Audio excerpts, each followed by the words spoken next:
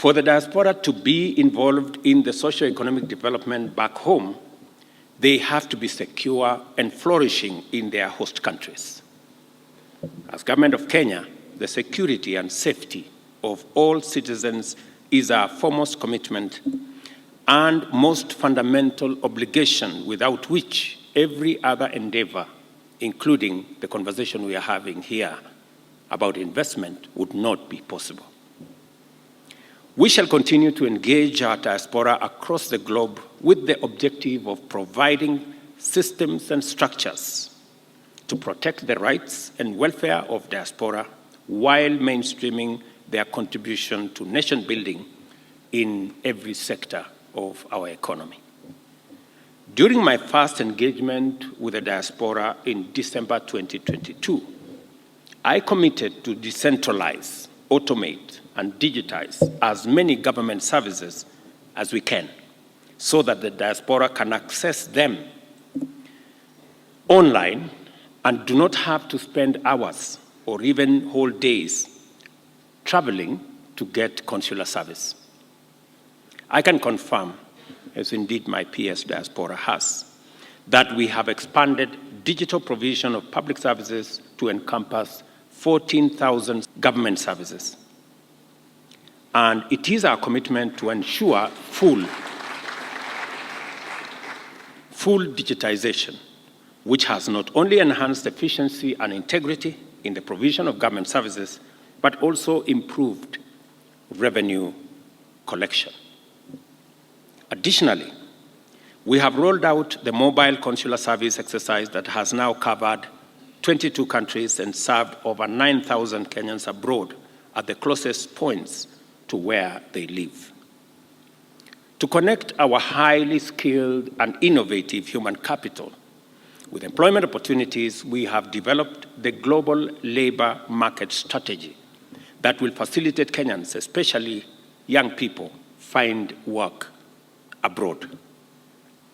Our objective in implementing all these measures to create safe migration pathways, friendly environment to work in the diaspora, and seamless networks that facilitate, promote, and support diaspora investments back home. It is also said that lies go around the world maybe twice before the truth are put on their shoes. And you know, we have a democracy, you know, which we celebrate. And Kenya is a great country, a great democracy. And because we are democratic, everybody speaks whatever they want. Everybody says even the untruths, you know, that fly all over the place. And that is good. It is up to us to put our story across. But it is up to us more than talking, doing. And I am very focused on making sure that we do what we have to do. I am very confident in the peoples of Kenya understanding and appreciating where we need to go. That's why I was elected. You know, I am very confident that we are going to change this country, and the bumps that we have, the challenges that we have. For example, the example I just gave here. I mean, people are fighting housing when the results are very clear. I even saw the other day the leader of opposition saying, why is Ruto exporting too many people from Kenya? I mean, is that really something we should be having a conversation about? We have the single asset that we have as a country is our human capital.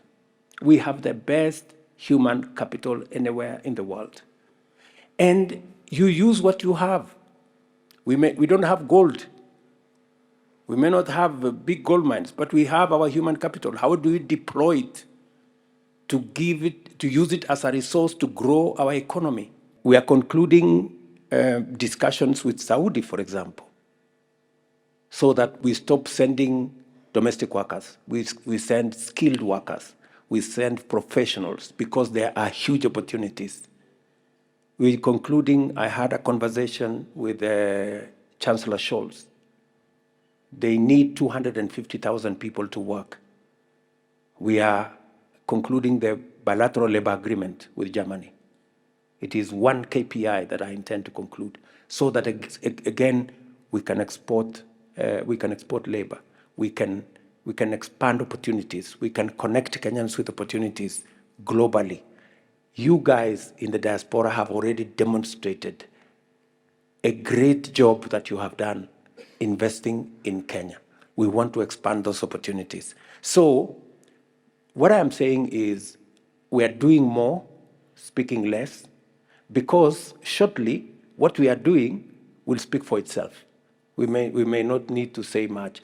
The people themselves will begin to see change happening in Kenya. In our plan, we committed to create a dedicated State Department for Diaspora Affairs whose mandate would be to improve government service delivery, establish a diaspora forum, promote greater local investment by Kenyans living abroad,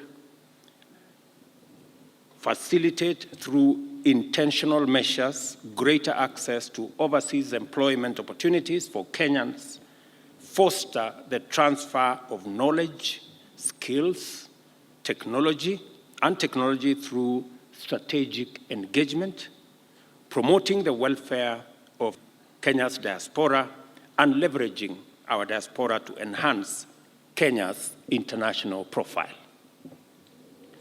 We have been committed to enrich our engagement with our brothers and sisters living and working abroad beyond the asymmetrical preoccupation with remittances.